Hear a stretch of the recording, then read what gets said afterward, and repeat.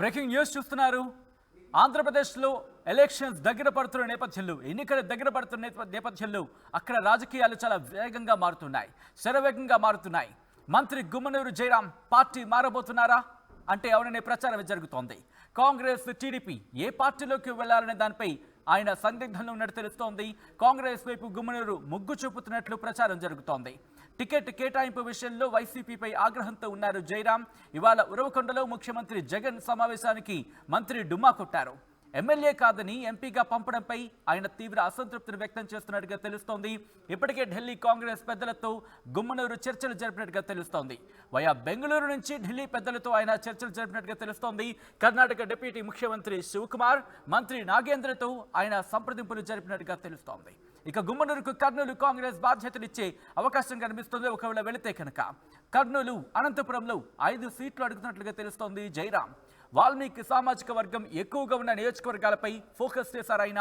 కర్నూలులో ఆలూరు, ఆదోని, మంత్రాలయం, పత్తికొండ, అనంతపురంలోని గుంతకల్లు, ఉరవకొండ, రాయదుర్గం, సీమ జిల్లాల్లో వాల్మీకి సామాజిక వర్గం ఎక్కువగా ఉండడంతో జయరాం సేవలు ఉపయోగించుకోవాలని చెప్పి కాంగ్రెస్ ఆలోచనలు ఉన్నట్టుగా తెలుస్తోంది.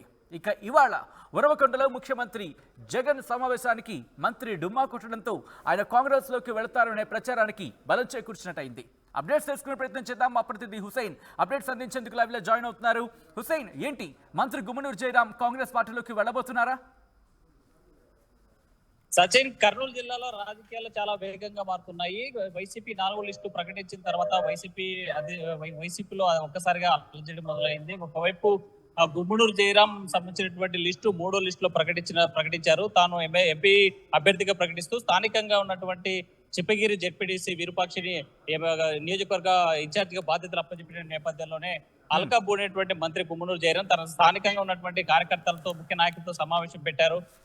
సమావేశంలో ఒకటే చెప్పారు, కార్యకర్తలు ఢిల్లీ రాజకీయాలకు వెళ్ళమంటే అక్కడ వెళ్ళడానికి సిద్ధం లేదు, స్థానికంగా ఉండాలంటే నిర్ణయం మీదే, దారి చూపాల్సింది మీరే, ఏ దారిలో వెళ్దామనేది సూచిస్తే ఆ దారిలో నేను వెళ్లేందుకు సిద్ధమని ఆ రోజే ఏదైతే 3వ లిస్టు ప్రకటించిన తర్వాత నెక్స్ట్ డేనే మంత్రి గుమ్మనూరు జయరాం ఈ యొక్క వ్యాఖ్యలు చేయడం జరిగింది. ఈ నేపథ్యంలోనే ఒకసారిగా టీడీపీ వెళ్ళాలా లేదంటే కాంగ్రెస్ వెళ్ళాలా అనేటువంటిది మీమాంసలో 2 పార్టీలతో చర్చించడం జరిగింది. ప్రధానంగా ఆ టీడీపీకి వెళ్లేటువంటి యోచన ప్రతిపాదన చేశారు. రాబిన్ శర్మతో కూడా భేటీ అయ్యారు.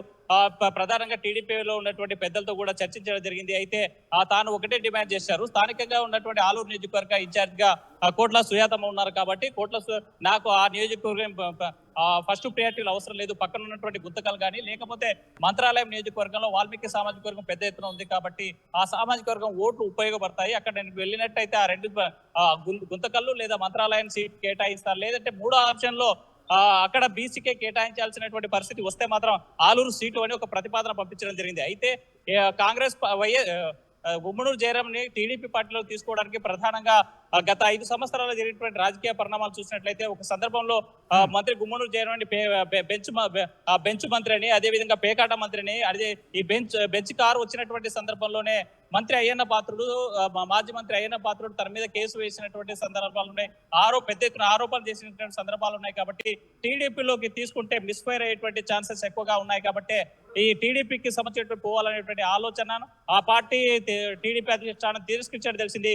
దీంతో టీడీపీ యొక్క ద్వారాలు మూసుకోవడంతో గత్యంతరం లేనటువంటి పరిస్థితుల్లో కాంగ్రెస్ పార్టీకి వెళ్లేటువంటి యోచన చేస్తున్నారు.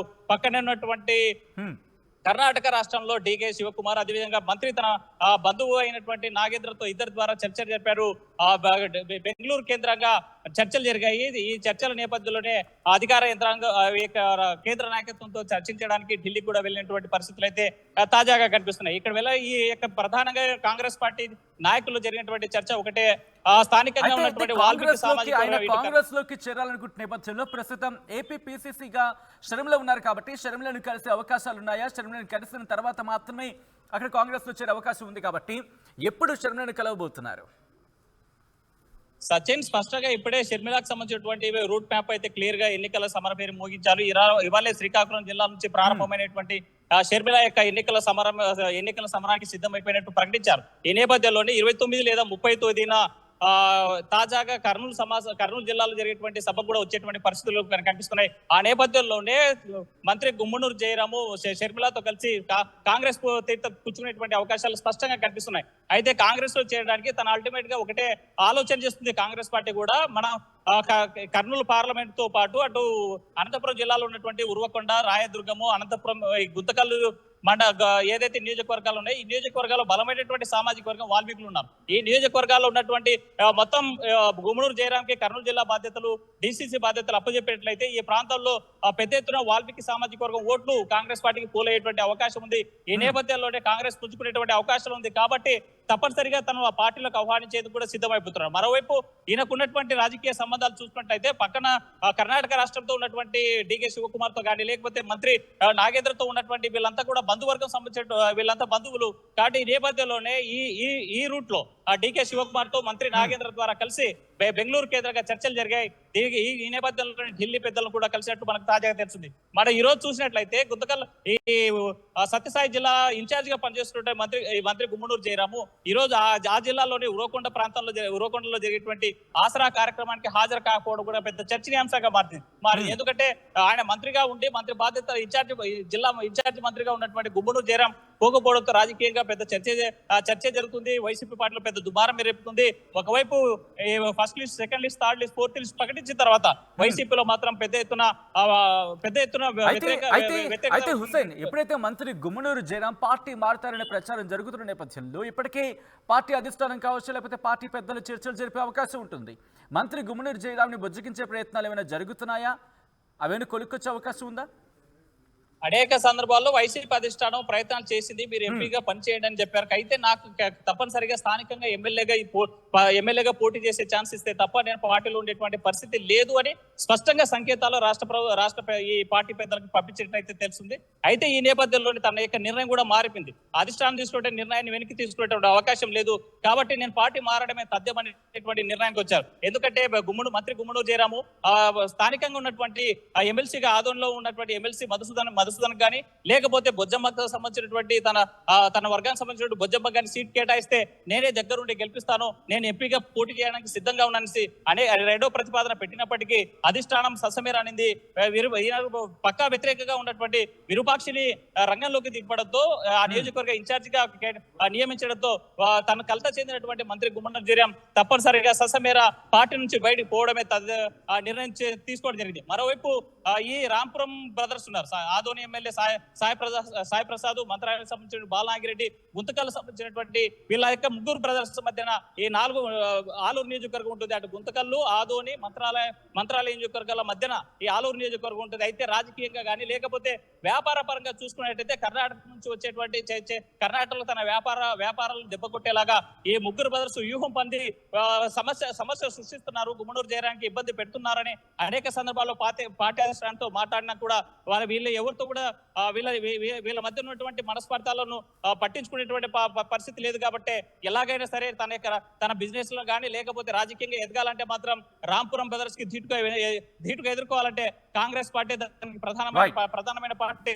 ఆ పార్టీలో ఉంటే తప్ప వాల్మీకులకు పెద్దపీట వేసేటువంటి పరిస్థితి కనిపించడం లేదు. కాబట్టి డిసిసి బాధ్యతలు తీసుకొని ఇక్కడ ఈ కర్నూలు పార్లమెంట్ తో పాటు అనంతపురం జిల్లాలో ఉన్నటువంటి గుంతకల్లు, అదే విధంగా రాయదుర్గం ఈ నియోజకవర్గాల్లో తప్పనిసరిగా తను పోటీ చేసేందుకు సిద్ధమయ్యేటువంటి పరిస్థితి కనిపిస్తోంది.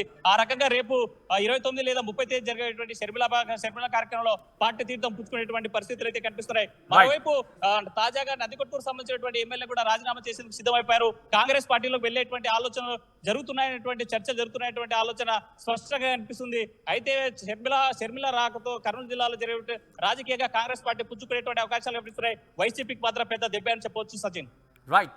Right Hussain, thanks for update. So మొత్తంగా అయితే మాత్రం మంత్రి గుమ్మనూరు జయరాం పార్టీ మారే ఆలోచనలో ఉన్నారు అనే వార్తకి బలం చేకూర్చేలా ఉన్నాయి.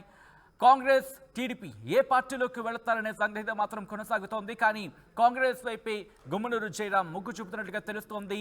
త్వరలోని ఆయన కాంగ్రెస్ పార్టీలో చేరుతారు అనే ప్రచారం జోరందుకుంది.